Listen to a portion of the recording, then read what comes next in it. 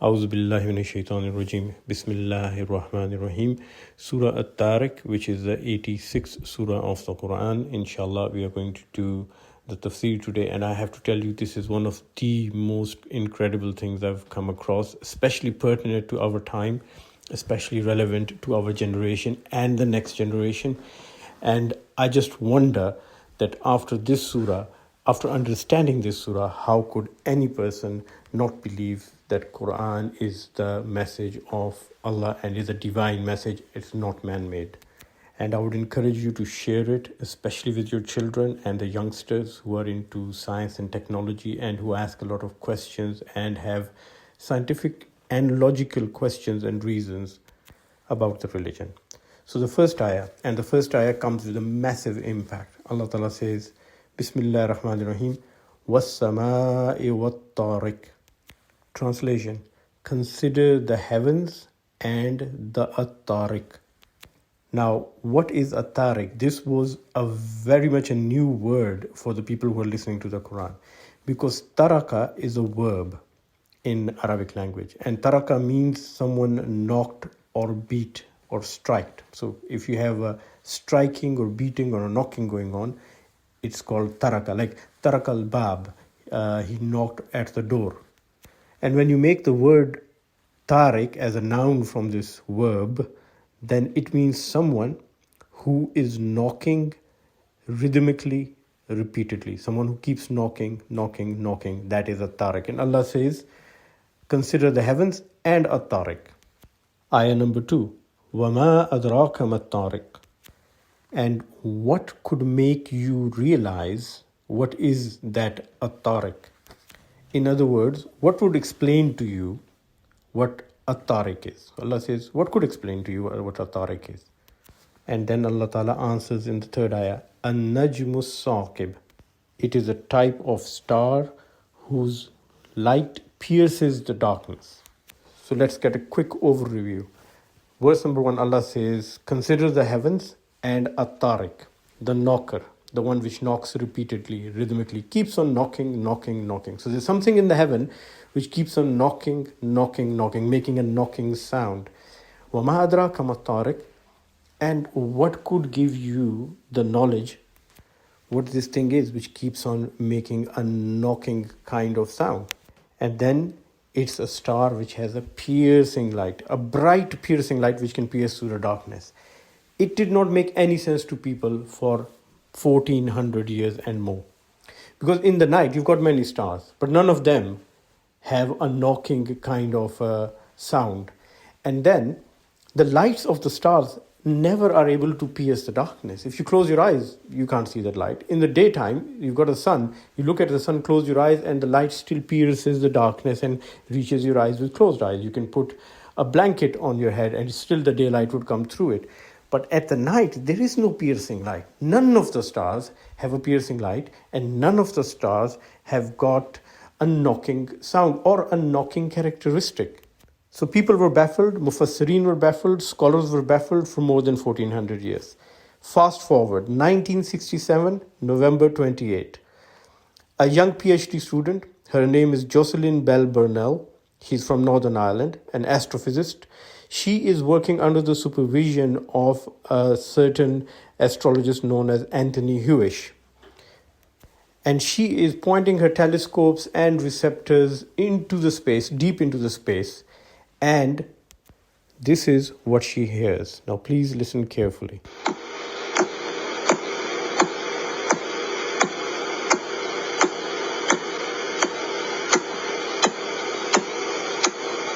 So Jocelyn, when she hears this, she's confused. It is such a rhythmic knocking sound that she thinks it's an alien signal. And she calls it LGM1, Little Green Man 1. Now here, this is the tafsir of the Quran happening right there in a laboratory for an astronomer. She's pointing to the sky, was-samaa. And what does she hear? A knocking sound. Wat-tariq. Next one. وَمَا أَدْرَاكَ مَا التَّارِقُ. And she doesn't know what it is. She's confused. What would give her the knowledge what a tariq is? And she thinks it's an alien signal. But ayat number 3 says, Al-Najm al-Saqib. When you hear this sound, the knocking sound, and you're confused, you don't know what it is, it's actually a star with a piercing bright light which is penetrating the darkness, which can penetrate through the darkness. So what does Jocelyn find? Jocelyn and Anthony Hewish, they both start studying it, and what they find is that this sound on the receptors is actually an ultra high energy cosmic ray which can pierce through the darkness, pierce through any covering, any shield, and reach Earth, and they can hear it. And it is coming from a star which has collapsed and is so condensed, so dense after its collapse, that if you take one spoonful of matter from that star, it would weigh 1 billion tons. This collapsed star is rotating on its core and rotating quite fast, about 1.4 rotations per second. And due to that rotational effect, we get a pulsating, knocking sound coming from the radiation on the receptors. And then they find these sounds coming from many parts of the universe. So there are many, many types of these stars, AlTariq, which are pulsating. Some are pulsating at 11 pulse per second, some at 30, some at 174, some 642. So the pulsation varies. And they call them pulsars. And they find out that these are neutron stars. Their diameter can be very small, so small, like it could be 15 to 20 kilometers. The mass is a lot. It's all collapsed into those few kilometers. But you can't see them. وَمَا أَدْرَاكَ مَا الطَّارِقُ. You can't see them. You can only hear those pulsations on the receptors which are checking for the radiation coming through. And later on, Anthony Hewish gets a Nobel Prize for it.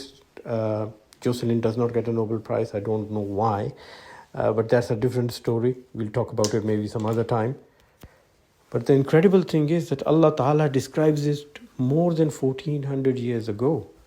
And Allah Ta'ala is explaining the whole mechanism of the piercing radiation coming from a star deep in the space, which you cannot understand and fathom, which you're finding it difficult even to see. You can't even see it. Now let's listen to that sound again and see how does it sound like a knock, like a tariq.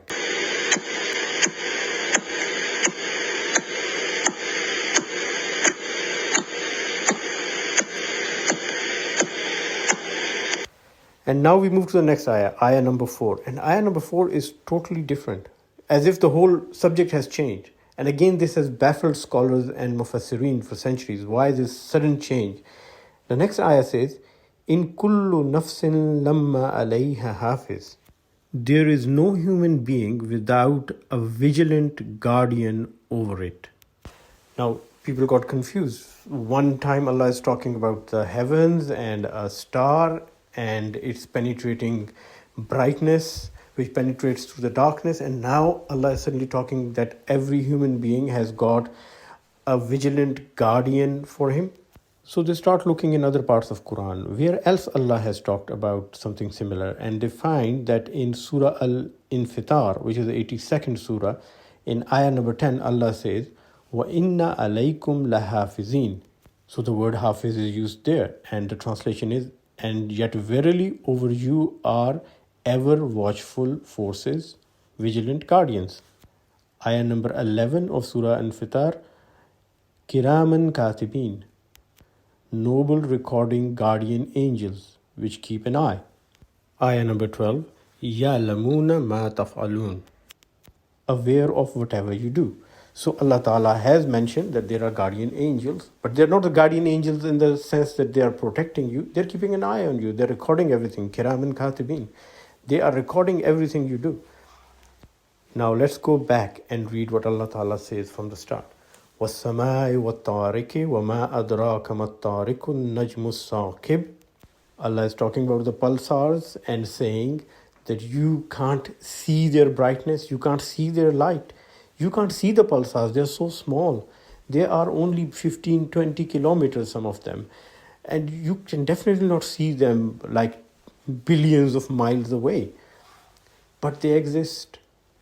And you can feel their effect, pulsating effect. Not now, but after 1400 years, an Irish postgraduate PhD student with her mentor would listen to it, and you'll find out that it's penetrating radiation, ultra high energy penetrating radiation. And just like you cannot see this radiation, but it exists, you cannot see that star, but it exists and is many times massive than your earth and the whole solar system. Similarly, you've got guardian angels which you cannot see, but they exist. 1400 years later, we finally are able to connect the verses together and get the message crystal clear. Now, if you think this is amazing, wait till the next ayah. Allah Ta'ala is going to throw another big challenge, especially to the people 1400 years ago. So next ayah, listen to it.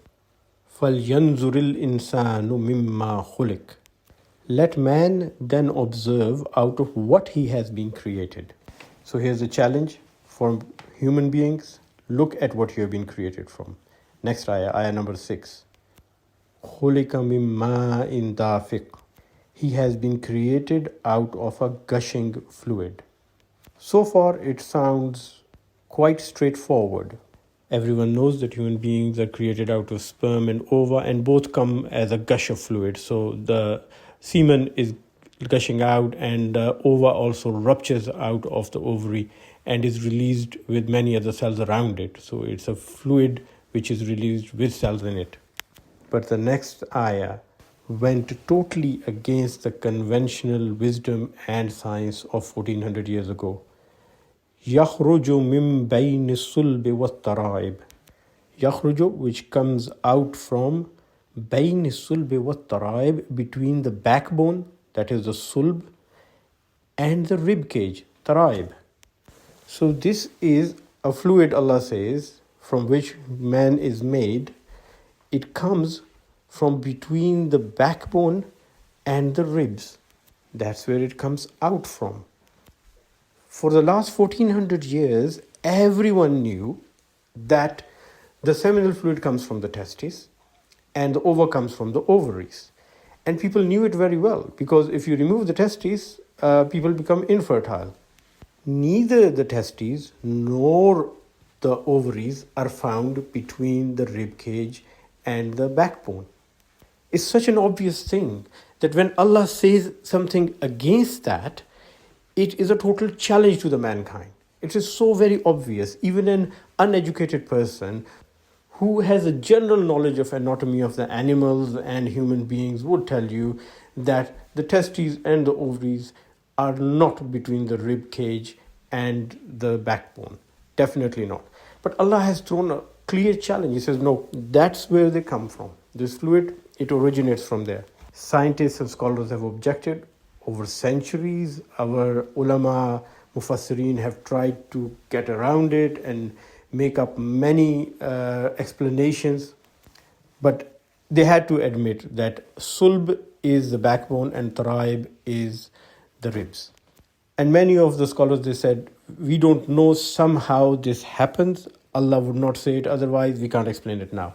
And then came the modern science of embryology.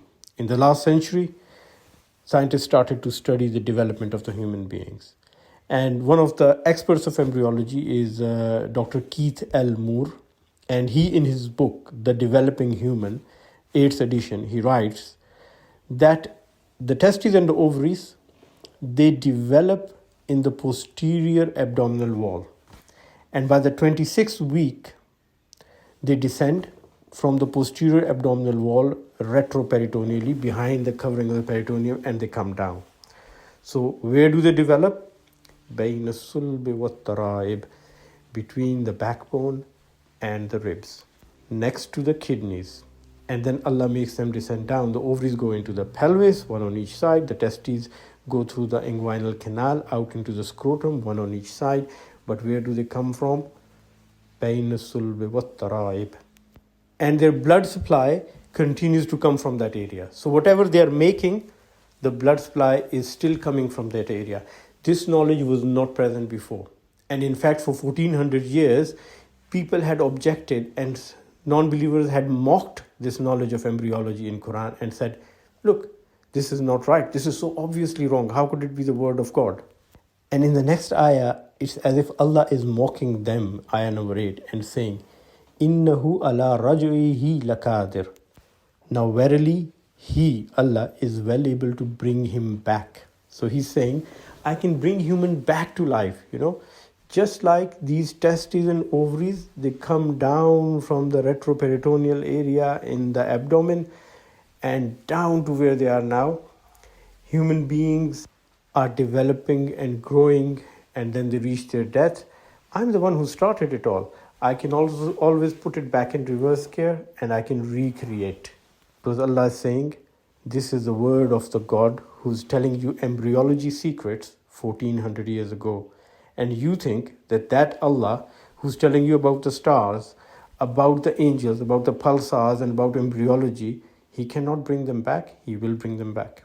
Now at this point, one is thinking there's so many secrets which Allah gave 1400 years ago, and they are coming out now. How many other secrets would there be which Allah has mentioned in the Quran and we still don't know, and we're confused, and sometimes we object to them, and sometimes we say this doesn't make sense. But actually it doesn't make sense because our knowledge is limited and we do not know all the secrets which are there out in the universe. And as if Allah is reading our mind, that by this ayah this is what people are thinking. And the next ayah says, يَوْمَ تُبْلَ السَّرَائِرُ, on the day when all secrets would be laid bare. The pulsars, the angels, the embryological development of the human being, what we know and what we don't know, and what we know and to what extent we don't know, even more secrets about the secrets that we have discovered, they'll all be laid bare on the day. فَمَا لَهُ مِنْ قُوَّةٍ وَلَا نَاصِرٍ, and man will have neither strength nor any helper. And just when you are thinking about this ayah and the impact of it, Allah Ta'ala sends another challenge. وَالسَّمَاءِ ذَاتِ الرَّجْ, consider the heavens which are ever returning. Now this is another non-conventional thing, because how are the heavens returning? In fact, modern science and astronomy say that the heavens are expanding. The universe is expanding. So when do the heavens return? And Allah has explained it in Surah Al-Anbiya, verse number 104. يَوْمَ نَطْوِي السَّمَاءَ كَطَيِّ السِّجِلِّ لِلْكُتُبِ, on that day we shall roll up the skies as written scrolls are rolled up. So Allah Ta'ala is saying that the heavens and the skies, they are expanded, and they are expanding. But on that day, that expansion would stop, and Allah is going to reverse it back. He's going to roll them up. Next part of the ayah says, كَمَا بَدَأْنَا أَوَّلَ خَلْقٍ نُعِيدُ, and as we brought into being the first creation, so we shall bring it forth anew. وَعْدًا عَلَيْنَا إِنَّا كُنَّا فَاعِلِينَ, a promise which we have willed upon ourselves, for behold, we are able to do all things. So Allah is describing the nature of the heavens He's created, the universe He's created. It is expanded and expanding, but He's going to roll it back. And He'll bring it back to where? Exactly to the point where He started the first creation, and He will start it anew. Now this is exactly what science has now come to conclude. After hundreds and hundreds of years of research, they have come to conclusion that the universe started from nothingness. There was nothing. And suddenly it exploded in a big bang and expanded. And it will continue to expand to a certain point, after which it would start to collapse. And it will collapse back to that point of nothingness and would restart again. And this has happened again and again in the past. So there have been universes created, expanded, rolled back, collapsed, recreated, expanded, rolled back, collapsed, on and on and on. And Allah Ta'ala has given exactly the same message in Surah Al-Anbiya. He says, I am able to do all things. And this is a promise which I have made, that I'm going to create and reverse the creation, then recreate, and I've done it before, and I'm going to do it again. And this is what Allah is describing in Surah AlTariq, وَالسَّمَاءِ ذَاتِ الرَّجْ, that the heavens, they have it in their nature to come back. They are like elastics, expand and then collapse, expand and then collapse. And if that is not enough, listen to the next ayah. وَالْأَرْضِ ذَاتِ الصَّدْعِ, and the earth which opens out. So the nature of the planet Earth is that it opens out. And the tectonic plates, what do? If they're not held together by the mountains, which Allah describes as pegs He's placed on them to stop the earth from moving, this is exactly what the earth does. It splits open. There's so much pressure in the core of the planet that it is wanting to come out, and we see it happen every now and then when there are small vents which open up and the lava pours out of volcanoes. There are new islands being formed in the sea from the lava coming to the surface and making new landmass. So the earth has this nature of splitting open.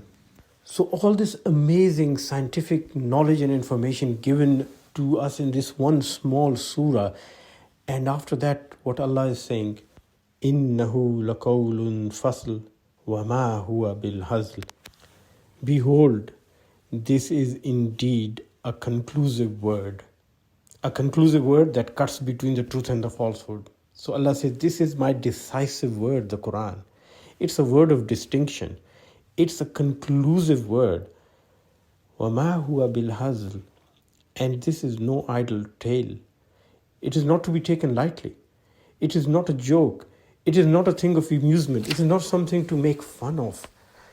I am giving you such important scientific knowledge and information before its time, which is impossible for any creature, human or non-human, to have.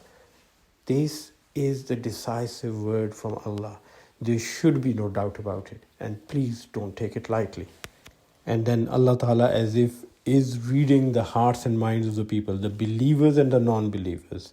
And He says about the non-believers, إِنَّهُمْ يَكِيدُونَ كَيْدًا. Behold, they are plotting a scheme. The word kaid means an artful scheme.